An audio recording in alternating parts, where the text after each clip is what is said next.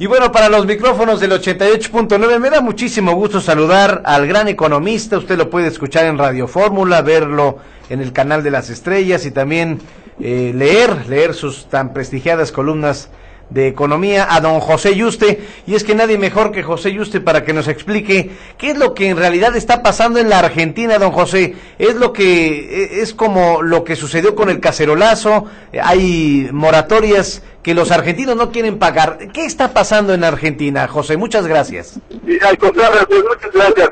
Fíjate que pues el final de todo un periodo de varios presidentes, desde Carlos Saúl Menem, desde luego, desde allá viene todo un tema de endeudamiento de la República Argentina, y bueno, pues hoy llega a este extremo de una deuda que no pueden pagar. Con todo, y sé que decirlo, a pesar de que Cristina Fernández de Kirchner no es la mejor presidenta en cuestiones económicas, no ha hecho una economía más competitiva, no ha pagado, pero sí ha querido llegar a un acuerdo con los acreedores. Lo que sucede que solo el 1% de los acreedores decidió que les pagaran tal cual como venía la deuda, es decir, sin descuento, Ramsés. Entonces de ahí viene el problema, que este 1% pues está originando esta situación de moratoria donde Argentina no puede pagar esto que le está exigiendo este 1% de acreedores de los famosos fondos buitre, y bueno, pues todo entró en efecto en moratoria argentina. Oiga, y esto entonces es una enorme bola de nieve, José Yuste. Sí, desde luego, estamos hablando de que si deja de pagar Argentina, se le van a cerrar todos los mercados internacionales, no va a tener crédito para las empresas, mucho menos para el gobierno.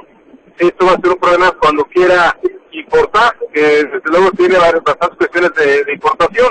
De hecho, ya se ve el problema con Argentina, nosotros lo vivimos en carne propia con México cuando tuvimos esta disputa automotriz, donde le decía el gobierno argentino, bueno, ustedes aceptan los automóviles que vengan de México, pero solo si me aceptan que nosotros les vendamos a cambio algo del campo, que es donde son fuertes, de agricultura.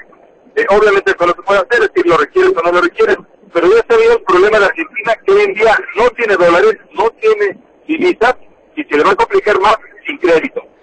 José Yuste, para eso iba. ¿Esto entonces puede repercutir a nuestro país o a varios países de Sudamérica, de Centroamérica, José?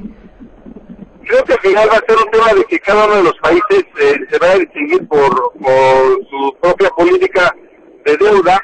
Y aquí, por ejemplo, México se ha distinguido ya mucho respecto a Argentina. México hoy en día tenemos finanzas públicas sanas, una política de deuda medianamente bien llevada, se ha estado refinanciando. Por ejemplo, este año ya tenemos cubiertos los vencimientos de deuda. Entonces creo que se han hecho bien las cosas en México en cuanto a esta política de deuda. Y sí, los mercados van a lograr diferenciar a los países latinoamericanos. Ya no va a ser el momento donde metan a todos en una misma canasta. Diferentes van a ser México por un lado, Colombia por un lado, Chile, desde luego, Perú, y por otro lado, bueno, pues vamos a ver el caso de Argentina, que sí podría repercutir en economías como la brasileña, que trae problemas, o la uruguaya, y ya ni se diga de la venezolana. José Yuste, sí tengo que aprovechar la presencia de un gran economista como lo es usted para preguntarle el tema de la aprobación de las leyes secundarias de la reforma energética que tienen que ver con los pasivos de Pemex. Se convierte en deuda pública y los mexicanos, usted, José, nosotros estaremos pagando 2 billones de pesos de deuda pública, José. Sí, es una locura, y no porque no tenga que ser deuda pública, Rafael, sino porque tú y yo y tu auditorio vamos a tener que pagar privilegios para el sindicato de Pemex. Realmente lo que quieren ellos es seguirse pensionando con el 100% de su salario. Nadie lo hace en el país. Realmente, si tú tienes una Afore o estás en una aseguradora privada para tener una pensión, te logras pensionar en una Afore con el 30% de tu salario. Y los trabajadores de Pemex quieren pensionarse con el 100% y que nosotros se los paguemos.